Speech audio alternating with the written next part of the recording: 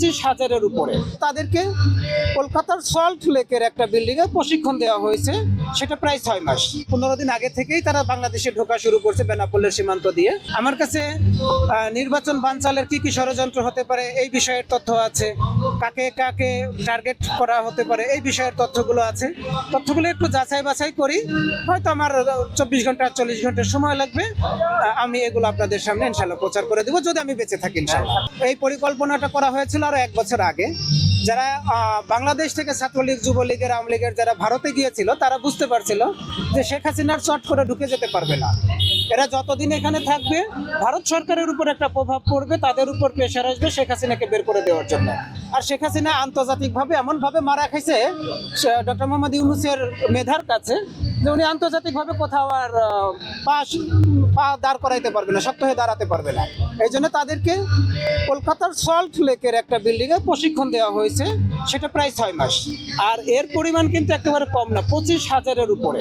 তারা এখনের এই সময়ে নির্বাচনের 15 দিন আগে থেকেই তারা বাংলাদেশে ঢোকা শুরু করছে বেনাপোলের সীমান্ত দিয়ে, এবং তারা এখন পর্যন্ত গোপালগঞ্জের সাবেক ডিআইজি মিজানুর রহমান, যাকে খুলনার ভূমিদস্যু বলা হতো, ওনার একটা রাইস মিল আছে, সেটা হচ্ছে টুঙ্গিপাড়াতে। ওনার রাইস মিলে রাত্র যাপন করে। রাইস মিলের পিছনে একটা ঘের আছে, ওখানে তারা তাদের প্রশিক্ষণগুলো রিপিট করে। ভারতের না, এরা আওয়ামী লীগ ছাত্রলীগেরই, কিন্তু ভারতে বসে প্রশিক্ষণ দেওয়া হয়েছে। হুমকি তো যথেষ্ট আছে। দেখেন, আমি তো পরিবার নিয়ে গত 6 মাস ধরে পালাই বেড়াচ্ছি, আমারও তো পরিবার আছে। আমি যতই রাজপথে থাকি, আমার পিছনে কিন্তু একটা পরিবার আছে। আমি আমার পরিবারকে যতবার হুমকি আসে আমি ততবার আমার পরিবারকে নিয়ে এক একটা জায়গায় ট্রান্সফার হয়ে যায়। কারণ আমি তো আর ভিআইপি না, এত বড় রাজনৈতিক ব্যক্তিত্বও না, কিংবা এত বড় মিডিয়া ব্যক্তিত্ব না যে আমাকে কেউ প্রোটেক্ট করবে।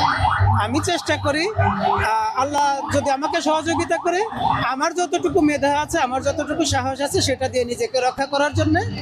আর আমি প্রতিজ্ঞা করেছি যে জুলাইয়ের যারা আছে, জুলাইকে যারা ধারণ করে তাদের পাহারাদার হতে, আগামী দিনে নির্বাচনের যেসব গণহত্যা হওয়ার সম্ভাবনা আছে এই মানুষগুলোর পাহারাদার হতে। আসলে সারা বাংলাদেশে আমার সোর্স আছে। আমি চাকরি করেছি তো দীর্ঘ 14-15 বছর পুলিশের চাকরি করেছি, তো এই চাকরি না। শেখ হাসিনার সময় এবং বেনজিরের সময় পুলিশ কিন্তু খুব চাঙ্গা ছিল। ওরা কিন্তু এক সেন্টেন্সে কথা শেষ, ধর তক্তা মারতে। বেনজির সাহেব কিন্তু বলে দিত, এই যে রাইফেল দিয়েছি এটা কিন্তু লাঠি হিসেবে ব্যবহার করার জন্য না, গুলি করে দাও।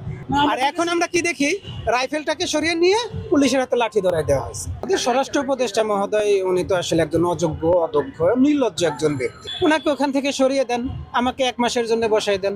আমি আপনাদের সামনে কথা দিলাম, সারা বাংলাদেশের মানুষের সামনে চ্যালেঞ্জ করলাম, আইন শৃঙ্খলা রক্ষাকারী বাহিনীকে যদি ঢেলে সাজাতে না পারি, এই শাহবাগ মোড়ে এসে কান ধরে দাঁড়ায় থাকবে।